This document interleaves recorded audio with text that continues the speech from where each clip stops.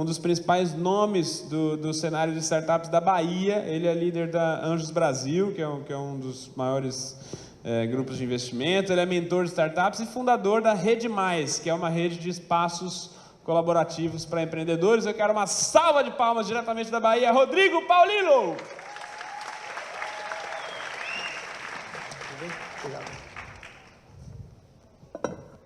Boa noite, gente, tudo bem?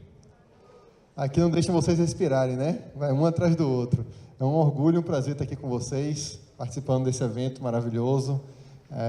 E falando um pouquinho de um tema que eu gosto muito, né? Falar de inovação, falar de startups e falar de como os governos podem interagir com as startups e vice-versa, né? Como é que os empreendedores que aqui estão também podem potencialmente interagirem com as startups, com os governos, né? Dentro de uma perspectiva de inovação. Então, a gente vai falar um pouquinho aqui sobre como os governos podem inovar e também se conectar com as startups. Me apresentando rapidamente, eu sou Rodrigo Paulino, sou administrador de formação e venho atuando dentro do ecossistema de empreendedorismo no Brasil há mais de 16 anos. A gente participou do movimento empreendedor desde do ambiente universitário, também do movimento de jovens empresários, fui presidente da CONAGE, Confederação Nacional de Jovens Empreendedores, também Junior Achievement Bahia, que trabalha com educação empreendedora nas escolas.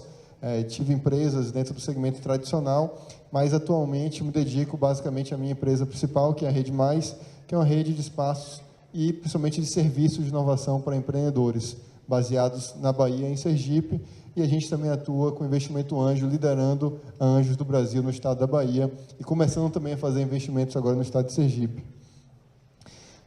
Então, gente, só vou apresentar rapidamente para não passar... Opa, travou aqui.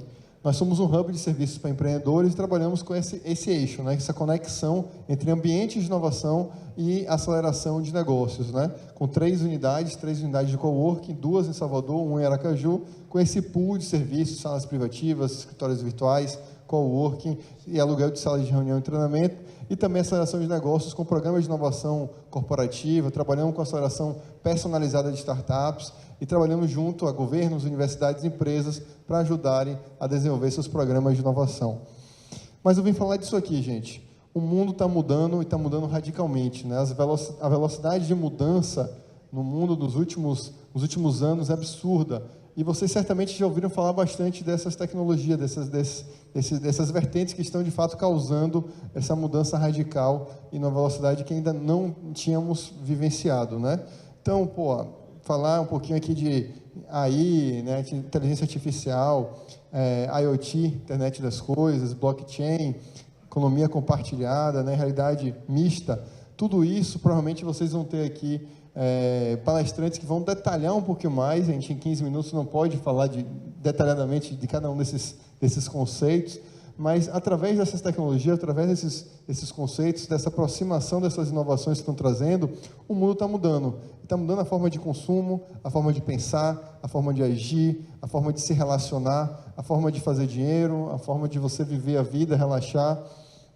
E tudo isso principalmente acontece, claro, acontece em grandes empresas e outras organizações, mas através das startups, né? As startups normalmente são os grandes motores de transformação da realidade mundial atualmente, principalmente desses meios ali de consumo e de vivência, porque as startups são a célula mais leve, mais rápida de você trazer inovações dentro de mercados, né? E a gente vê, inclusive, startups matando grandes organizações, né? Matando no bom sentido, né? E no mau sentido também, porque algumas grandes organizações não conseguem ter a velocidade de inovação, de adaptar o mercado e acabam ficando no passado e não conseguem competir com metodologias mais ágeis, com soluções mais inovadoras e com a capacidade de entregar um serviço com maior proposta de valor, normalmente a um preço mais baixo e com condições muito mais interessantes para os usuários. Então, a startup é basicamente um negócio novo, né, que tem uma metodologia que traz inovação, seja de produto, de serviço, de processo, e que potencialmente é escalável, né? Tem uma capacidade de escalar, ou seja, de crescer com muita velocidade e com um custo menor, né? Comparando principalmente com os mercados tradicionais. E, obviamente, elas oferecem um risco muito maior, porque elas provavelmente não têm sua metodologia validada. Então, as startups que vieram ali, principalmente no início do anos 2000, né? E aí, na sequência, começou a criar uma bolha aí de inovação e virou um pouquinho de modismo também, mas startups são, de fato, o grande motor de inovação do nosso mundo, inclusive grandes organizações, inclusive os próprios governos, começam a beber da fonte da cultura e do modus operandi de startup para conseguir promover inovação. Então, a gente percebe que as grandes corporações, muitas vezes, deixam de aplicar recursos vultuosos, como já fazia antes em P&D, né, em pesquisa e desenvolvimento, em grandes centros de desenvolvimento, para, em vez disso, fazer programas de desenvolvimento e de inovação em conjunto com ou através de investimento em startups. E por que no governo não pode ser parecido, né? Então, isso começou a se questionar, e a forma como as organizações, a gente fala de governo aqui, a gente fala de qualquer tipo de organização governamental, não precisa ser um governo do Estado, necessariamente, um governo federal, mas entidades públicas, entidades mistas, entidades que têm uma finalidade pública, né, que atendem ao interesse público, todas elas carecem de inovação, uma prestação de serviços, de uma nova relação com o seu usuário, e essa mentalidade, esse mindset e essas inovações são carentes para a gente trabalhar, né, também através do governo. E para falar dessa relação, é importante entender um pouquinho do contexto do ecossistema empreendedor, né? Quando a gente fala de startups, a gente fala de um ambiente propício para que isso se instale, né? Normalmente se trabalha em 6 eixos, né? Políticas públicas, então é importante que tenham políticas que sejam favoráveis ao desenvolvimento de negócios, desenvolvimento de inovação. Capital financeiro, é importante acesso a crédito, acesso a grana para os empreendedores conseguirem avançar. Cultura empreendedora, ou seja, a sociedade local, ela precisa ter um ambiente que seja que as pessoas valorizem a atividade empreendedora, a atividade empresarial, a atividade de inovação, e isso é essencial. Instituições de suporte, né, entidades que efetivamente, né, exemplo do Sebrae, o próprio Banco do Nordeste que esteve aqui, que consigam trazer opções e suporte para as startups crescerem, exemplo de aceleradoras como a nossa.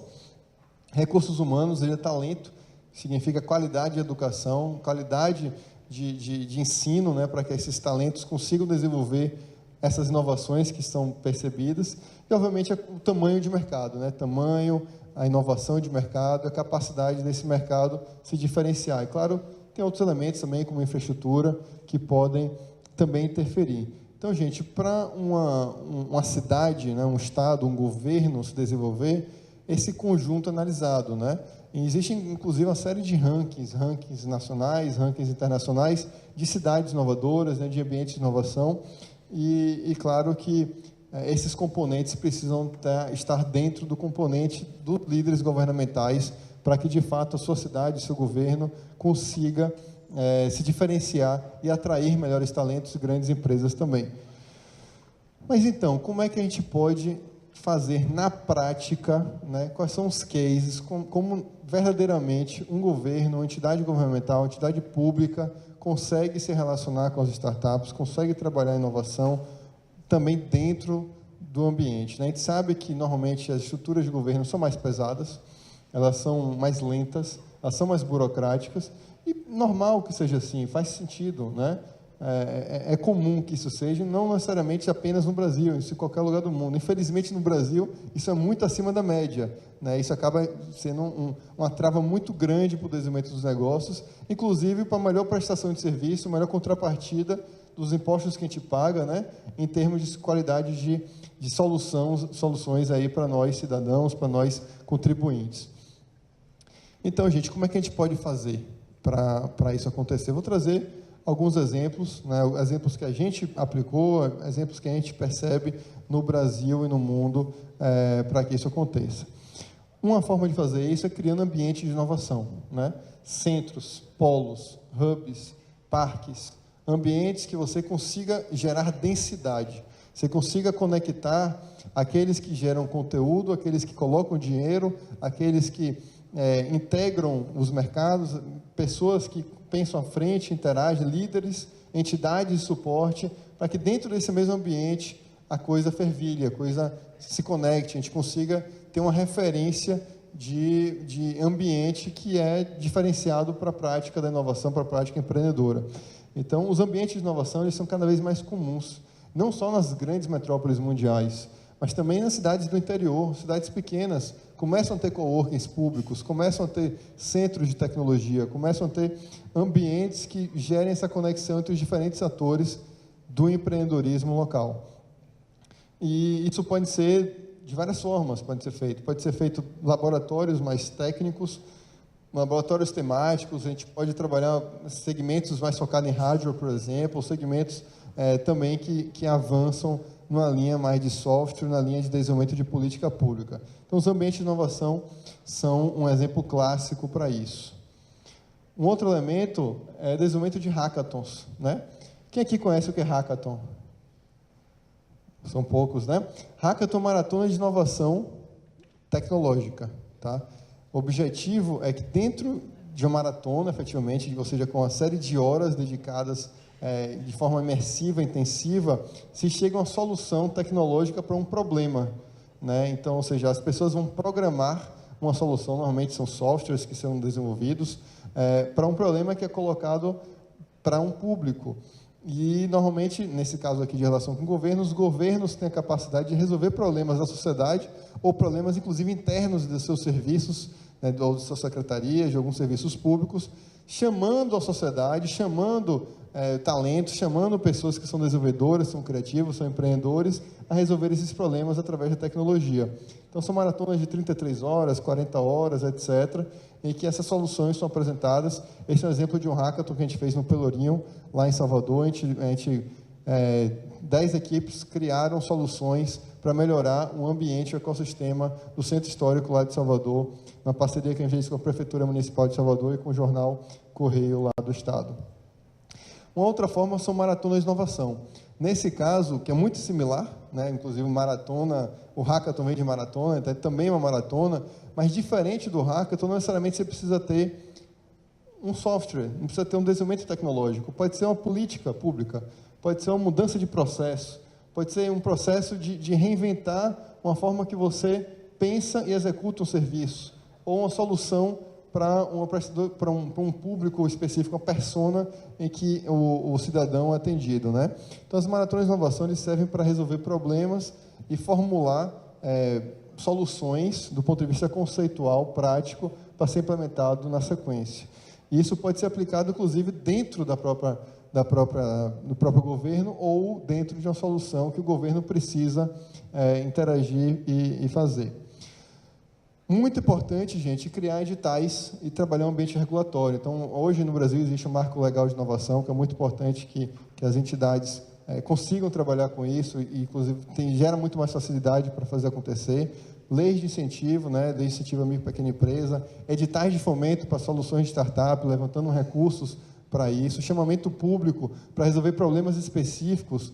Como eu vou fazer a gestão do trânsito da cidade? Como eu vou fazer a gestão do estacionamento? Ou seja, soluções que a gente consiga trazer pessoas de mercado para aplicar essas soluções dentro do governo, além de desafios e testes pilotos. Existe uma série de governos que chamam empresas para validar, seja um serviço de saúde, transporte, etc., usando a sua estrutura para isso. Eventos e feiras que gerem conexões, gerem conteúdo, gerem prática, né, empreendedor. Esse aqui é um exemplo, de como o governo pode trabalhar em inovação, mas fazer isso também dentro da perspectiva das startups, né, dos empreendedores que têm inovações práticas e, obviamente, a educação empreendedora. Sem educação empreendedora, sem inspiração, sem conhecimento técnico, sem fomento a isso, é muito difícil. A gente tem um exemplo, por exemplo, do que a gente fez lá na Bahia no passado, de formação de jovens empreendedores na área da economia criativa, com mentoria e acesso a investimento para esses empreendedores de vários polos do nosso estado, trabalhando o viés de aquele cara que é músico, aquele cara que tem uma visão de audiovisual, ele também pode empreender, ele também pode escalar o seu negócio através da inovação, através da mentalidade de startup. Então, esses são alguns exemplos de como essas relações podem acontecer. E eu fico aqui com a pergunta, né? Como é que a sua organização, seja ela uma startup, né? Seja ela uma empresa que você trabalha, ou a instituição pública que você trabalha, né? A secretaria que você trabalha, a empresa pública que você trabalha, como ela está inovando, como ela está impactando a vida de pessoas, como é que ela está melhorando a vida do cidadão, como é que ela está pensando diferente para entregar muito mais e muito melhor.